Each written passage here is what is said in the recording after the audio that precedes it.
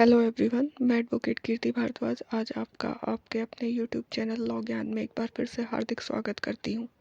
आज मैं आपके सामने आईपीसी की सीरीज़ का सेकंड वीडियो लेकर आई हूँ।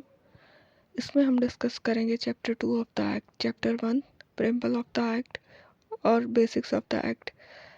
इसकी पहले पार्ट में है जो कि आपके अपने यूट्यूब चैनल पर अवेलेबल है, आप वहाँ जाकर इसको देख सकते हैं।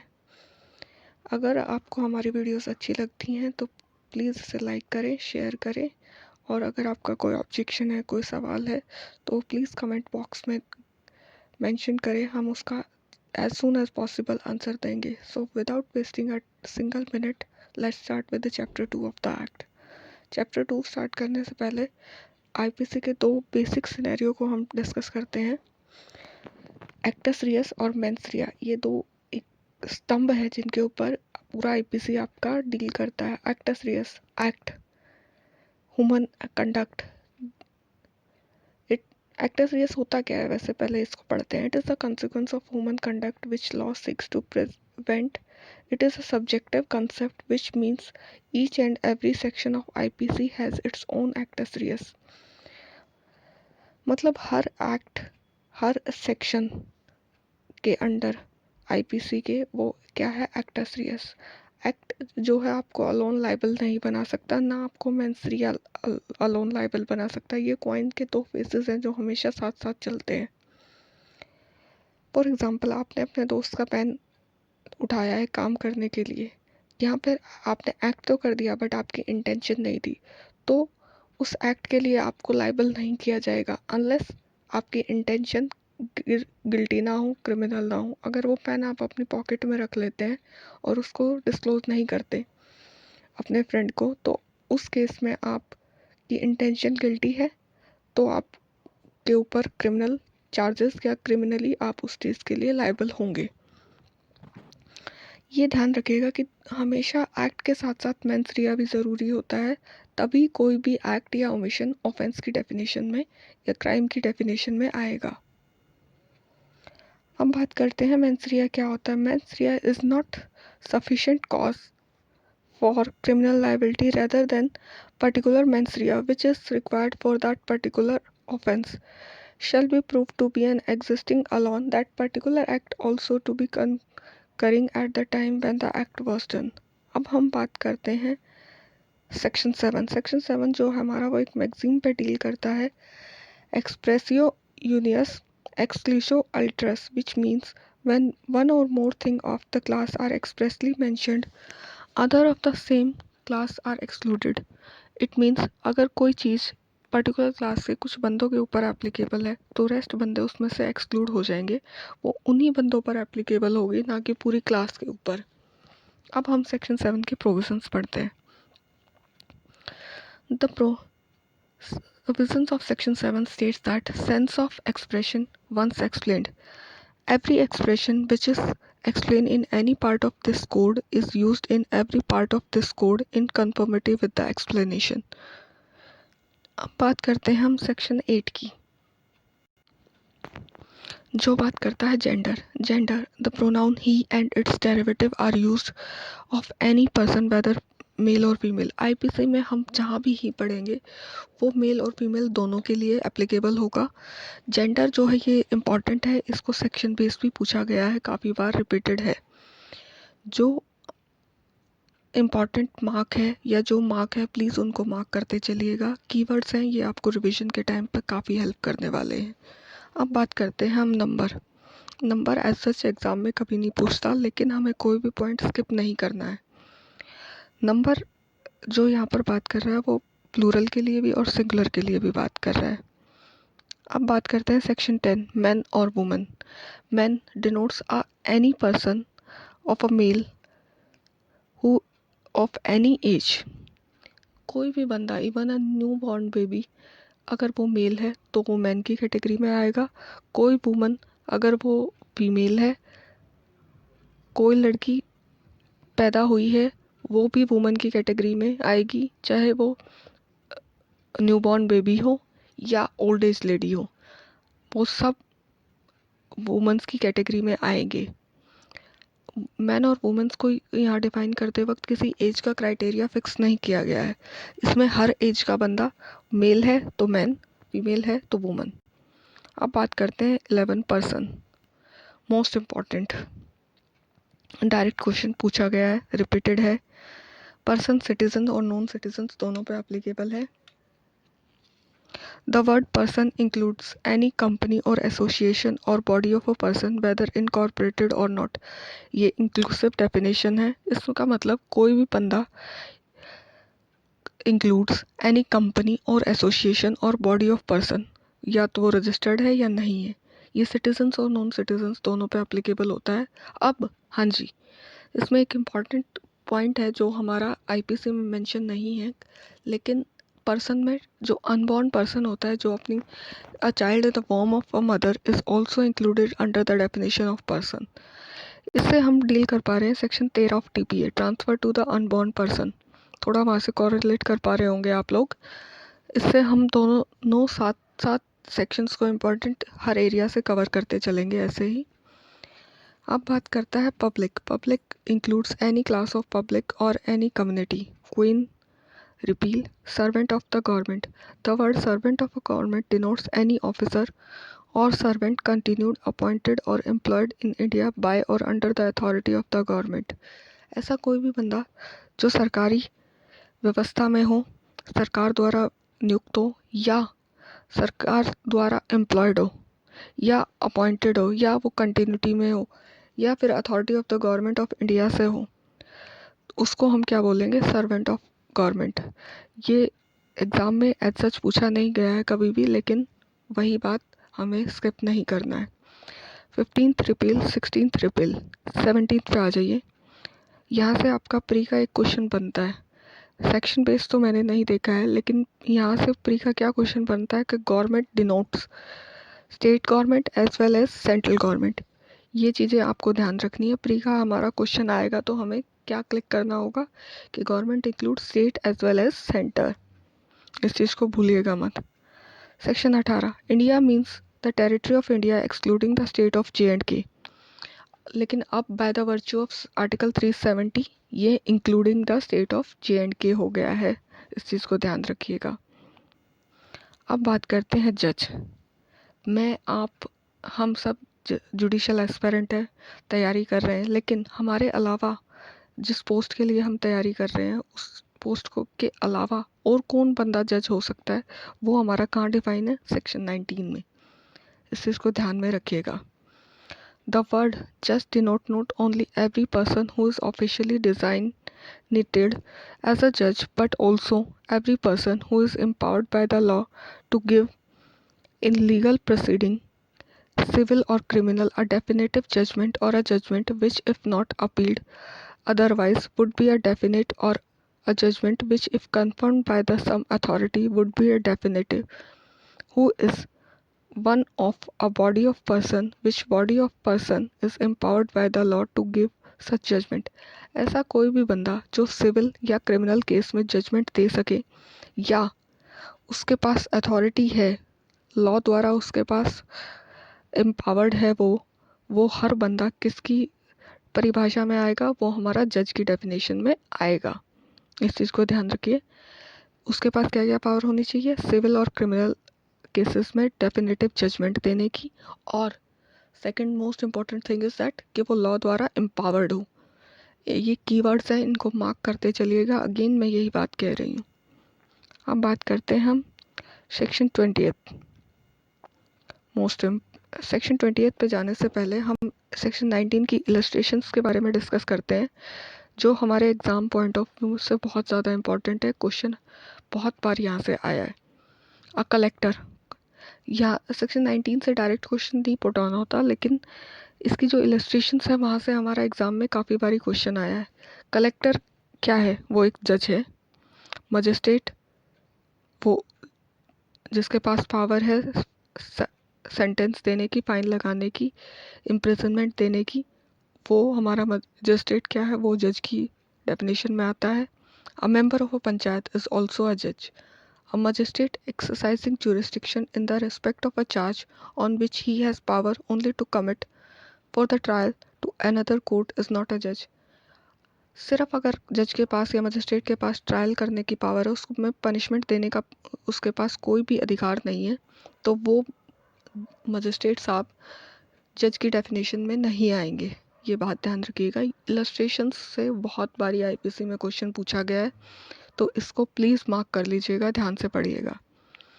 अब जज की बात होगी, लेकिन अब कोर्ट ऑफ जस्टिस की भी तो बात कर लें। अब यहाँ पे बात कर रहा है डिनोट्स अ जज who is empowered by the law to act judicially alone और अ बॉडी ऑफ जज। यहाँ बॉडी ऑफ जज से हम बात कर रहे हैं कॉन्स्टिट्यूशन बेंच की या डबल बेंच की या ट्रिपल बेंच की, जो भी है यहाँ बेंच से रिलेटेड बात है। बॉडी ऑफ जजेस which is empowered by the law to act judicially as a body when such जज और बॉडी ऑफ जजेस इज एक्टिंग जुडिशली। जब भी जज, जो हमने सेक्शन 19 में पढ़े हैं, वो जुडिशली एक्ट करते हैं, तो वो क्या बन जाता है हमारा कोर्ट ऑफ जस्टिस। अब बात करते हैं last section of the day, that is public servant. Public servant most important section. किसी भी लॉ में चले जाओ, पब्लिक सर्वेंट कहाँ डिफाइन है, वो आईपीसी के ही अकॉर्डिंग चलता है, वेदर वो कोई भी लॉ, वो सिविल का लॉ हो या क्रिमिनल का लॉ। पब्लिक सर्वेंट कहाँ डिफाइन है, आपके आईपीसी में। मोस्ट इम्पॉर्टेंट, प्री में 99% केसेस में क्वेश्चन आता है। इंपॉर्टेंट केस लॉज मैंने लिख रखे हैं, Jayalalithaa versus state of Tamil Nadu, R S. Nayak versus A R. Antulay. ये मार्क कर लीजिएगा, एग्जाम में काफ़ी बारी पूछे गए हैं। अगेन मैं ये बात कह रही हूँ, public servant most important section है एक्सेप्शंस में। अब बात करते हैं, the word public servant denotes a person falling under any of the description herein after following, namely every commissioned officer in the military। ऐसा कोई भी बंदा, चाहे वो नेवल में हो, आर्मी में हो, एयरफोर्स में हो, कमीशनड ऑफिसर है, वो हमारा क्या होगा, पब्लिक सर्वेंट की डेफिनेशन में इंक्लूड किया जाएगा। Third, every judge including any person empowered by the law to discharge whether he by himself or as a member of body of person any adjudicatory function। Law द्वारा किसी भी जज के ऊपर एडजुडिकेशन या डिस्चार्ज का कोई भी रिस्पॉन्सिबिलिटी लगाई गई है, कोई भी उसको जिम्मेवारी दी गई है, तो वो क्या हो जाएगा, हमारा public servant. Every officer of a court, वो चाहे लिक्विडेटर हो, रिसीवर हो या कमिश्नर हो, वो हमारे किसकी डेफिनेशन में आ जाएगा, पब्लिक सर्वेंट की। फिफ्थ, एवरी जूरीमैन, असेसर और member of the panchayat assisting a court of justice और पब्लिक सर्वेंट। ऐसा कोई भी बंदा जो जूरीमैन हो, असेसर हो या मेंबर ऑफ पंचायत हो, मेंबर ऑफ पंचायत जो है हमारा, वो पब्लिक सर्वेंट की कैटेगरी में आएगा। अब बात करते हैं सिक्स्थ, एवरी आर्बिट्रेटर और the other person to whom any cause or matter has been referred for the decision or report by any court of justice or any other competent public authority। कोई भी arbitrator जो court द्वारा appointed है, वो हमारा क्या हो जाएगा, पब्लिक सर्वेंट। अब बात करते हैं हम सेवंथ, ऐसा कोई भी बंदा जिसको किसी बंदे को प्रिजन में डालने की या जेल में कन्फाइनमेंट में डालने की एम्पावर है, मेंट है, वो हमारा क्या हो जाएगा, पब्लिक सर्वेंट्स। वो कहाँ डिफाइन है, 7th क्लॉज में। Every person who holds any office by the virtue of which he is empowered to place और keep any person in the confinement. 8th, every officer of the state government whose duty is to such officer to prevent offences, to give information of the offences, to bring offender to the justice or to protect the public health, safety और convenience। यहाँ पे बात कर रहे हैं आपके police वालों की, जिसका काम क्या है, पब्लिक की सेफ्टी, पब्लिक हेल्थ की को देख रहा है, प्रॉपर्टी की देख रहा है। ऐसा कोई भी बंदा जो ये ड्यूटीज़ परफॉर्म करता है, वो हमारा पब्लिक सर्वेंट की डेफिनेशन में आता है।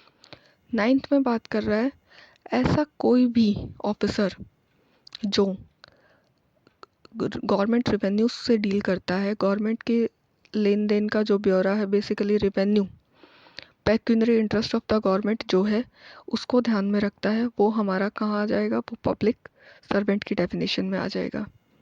10th, every officer whose duty is it is such an officer to take, receive, keep, or expend any property, to make any service or assessment, or to levy any rate or tax for any secular common purpose of any village, town, or district, or to make authenticate or keep any document for the ascertaining of the rights of the people of any village, town और district. ऐसा कोई भी बंदा जो ये सब काम करता है कि सर्वे करना, प्रॉपर्टीज़ का असेसमेंट करना, एक्सपेंड करना, ऑथेंटिसिएशन करना या असेसमेंट करना, बेसिकली टैक्स के बारे में, किसी भी कॉमन पर्पस के लिए जो फंड्स रेज करते हैं या सर्वे करना, उन सब सिचुएशंस में वो ऑफिसर हमारा क्या हो जाएगा, वो ऑफिसर हमारा पब्लिक सर्वेंट की डेफिनेशन में आ जाएगा। 11th, हाँ जी, इलेक्शन। इलेक्शन से डील करने वाला या इलेक्शन के लिए काम करने वाला हर बंदा हमारा क्या होगा, पब्लिक ऑफिसर होगा। Every person who holds an office in the virtue of which he is empowered to public prepare, publish, maintain or revise any electoral roll or conduct an election or part of an election, वो सब क्या हो जाएंगे, हमारे election की definition में conclude कर दिए जाएंगे। 12th, last clause of the section, in the service or pay of the government or remunerated by the fees or commission for the performance of any public duty by the government, in the service, clause B, in the service or the pay of local authority, a corporation established by or under a central, provincial or the state act or the government company as defined in section 617 of Companies Act। कौन कौन बंदा, ऐसा कोई भी बंदा जो government से service ले रहा है, फीस ले रहा है या रेन्यूमरेशन ले रहा है, वो पब्लिक सर्वेंट। प्लस ऐसा कोई भी बंदा जो लोकल अथॉरिटी के अंडर या किसी कॉरपोरेशन के अंडर, जो कॉरपोरेशन सेंट्रल गवर्नमेंट या प्रोविंशियल या स्टेट एक्ट के द्वारा या फिर कंपनीज एक्ट के सेक्शन 617, यहाँ से आपका प्री का एक क्वेश्चन और बन जाता है कि सेक्शन नंबर पूछ लेंगे आपको प्री में उठा के। तो उस सिचुएशन में क्या होगा, आपको ये मार्क करना होगा कि हम सेक्शन 617 के अंडर जो भी बंदा आएगा वो हमारा पब्लिक सर्वेंट होगा। अब आ जाइए इलस्ट्रेशन। ये a municipal corporation is a public servant. 100 times हर स्टेट कभी ना कभी पूछता है, तो हमें इसको ध्यान से इम्पोर्टेंट मार्क कर लेना है, क्योंकि मैंने हज़ारों बार देखा है कि हर स्टेट इससे क्वेश्चन पूछता ही पूछता है। 99% केसेस में ये क्वेश्चन आया हुआ है। किसी भी स्टेट का आप प्रीवियस ईयर उठा लीजिएगा। अब बात करते हैं explanation. Person following under any of the above descriptions are the public servants whether appointed by the government or not. Public servant, they shall be understood of every person who is in the actual position of the situation of a public servant, whatever legal defect may be in the right to hold that situation. Explanation 3 बात करता है the word election denotes any election for the purpose of selecting members of legislative, municipal or public authority of whatever character. The method of selection to which is by or under any law prescribed as by election. ये legislative, municipal और public authority के जो election है वो वहीं से deal करता है। लोकल लेवल पे कोई भी इलेक्शन करा रहे हैं आप, जैसे आपकी सोसाइटी वगैरह का, तो वहाँ पर आपको इलेक्शन डिनोट नहीं किया जाएगा। अब बात करते हैं section 22, movable property. Movable property are intended to include corporeal property of every description except land, things attached to the earth or permanently fastened to anything which is attached to the earth। ऐसी कोई भी property जो movable है, जो attached है, नहीं है land के साथ, जो लैंड से सेपरेबल है और उसको हटाया जा सकता है। जैसे स्टैंडिंग क्रॉप तो आपकी इमूवेबल प्रॉपर्टी हो गया, लेकिन जैसे ही हम उसको काट देंगे वो हमारी क्या हो जाएगी, movable property. wrongful gain। wrongful gain is a gain by the unlawful means of the property to which the person gaining is not legally entitled। और wrongful loss की बात कर रहा है जो, देखो wrongful gain अनलॉफुल मीन से जो हमें गेन हुआ वो हमारा रॉन्गफुल गेन हो जाएगा। अनलॉफुल मीन से जो हमें लॉस हुआ है वो हमारा wrongful loss हो जाएगा। Gaining wrongfully, losing wrongfully. A person is said to gain wrongfully when such person retain wrongful as well as when such person acquires wrongfully. A person is said to lose wrongfully when such person is wrongfully kept out of any property as well as when such person is wrongfully deprived of the property. बस इसको heading base याद रखिएगा। wrongful gain कहाँ है आपका section 23 में define है। ऐसा कोई भी गेन जो अनलॉफुल मीन्स से हुआ है, ऐसा कोई भी लॉस जो अनलॉफुल मीन्स से हुआ है, वो आपका क्या हो जाएगा, रॉन्गफुल गेन, रॉन्गफुल लॉस। यहीं पर मैं इस वीडियो को समाप्त करती हूँ। जल्दी ही इसका फर्दर पार्ट हम अपनी नेक्स्ट वीडियो में आपके सामने लेकर आएंगे। टिल देन पढ़ते रहें, साथ बनाए रखें। Start preparing from today onwards. जिन्होंने प्रिपरेशन स्टार्ट कर दिया उनके लिए तो बहुत अच्छी बात है, जिन्होंने नहीं किया वो भी आज से ही अपनी प्रिपरेशन स्टार्ट कर दें। जल्दी ही आपसे अपनी नेक्स्ट वीडियो के साथ मिलते हैं। All the best. Thank you.